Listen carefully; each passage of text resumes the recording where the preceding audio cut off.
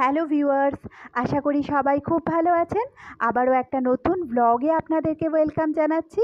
আপনারা দেখছেন daily life inspiration. তো সঙ্গে থাকুন, দেখতে থাকুন ব্লগটা।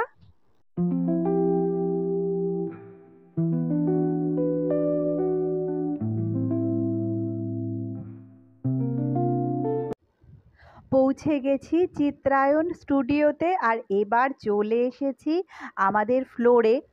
কালার্স বাংলাতে সন্ধে 7:30টার সময় যেই সিরিয়ালটা হয় ফেরারি মন, তো তারই ফ্লোর এটা। আমরা কস্টিউম পরে রেডি হয়ে ফ্লোরে চলে এসেছি।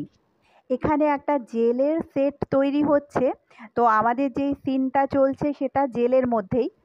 একটু পরেই সিনটা শুরু হবে, তার আগে সেট তৈরি হচ্ছে। আর ততক্ষণে আমি আপনাদেরকে এই ফ্লোরটা ঘুরিয়ে দেখাচ্ছি।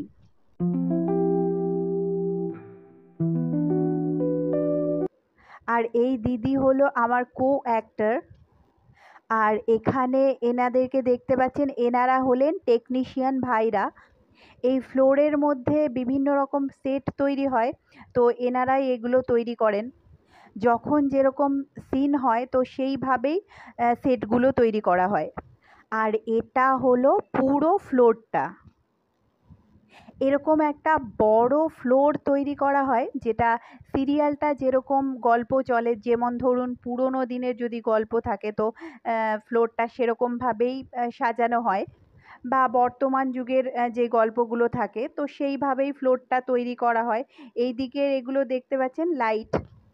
এবার এই দিকটাতে চলে এসেছি, এটাও একটা রুম, তবে এই দিকে এখন কোনো সিন হবে না, তাই জন্য এখানকার ফার্নিচারগুলো সব প্লাস্টিক দিয়ে ঢাকা রয়েছে।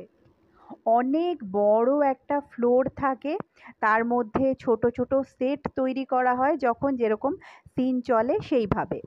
তবে যখন রুম বা কোনো ড্রয়িং রুমের সিন চলে তখন আর আলাদা করে কোনো সেট তৈরি করতে হয় না। আর ওপরে এগুলো দেখতে পাচ্ছেন লাইট।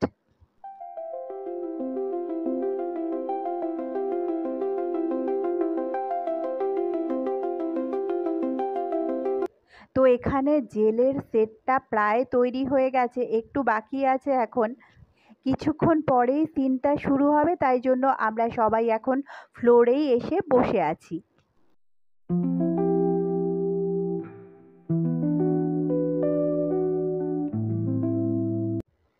এখানে আপনারা দোতলায় যেই রুমগুলো দেখতে পাচ্ছেন, ওটা কিন্তু দরজার পেছনে আর কিছু নেই, ওই দরজা অবধি রুমগুলো বেশিরভাগ ফ্লোরেই থাকে।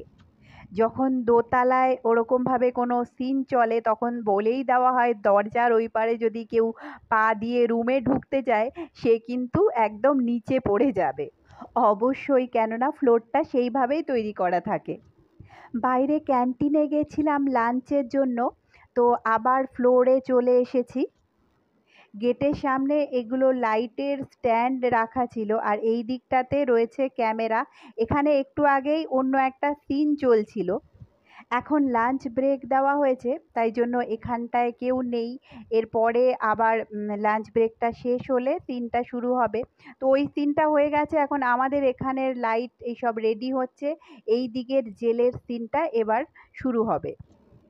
আজকে আমরা অনেকক্ষণ এসেছি লাঞ্চের পর, এখন আমাদের সিনটা শুরু হচ্ছে।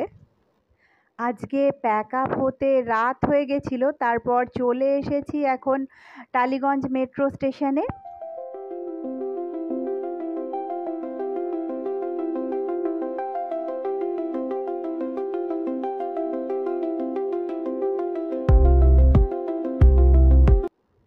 আর এবার চলে এসেছে আমাদের মেট্রো, তো চলুন উঠে পড়ি।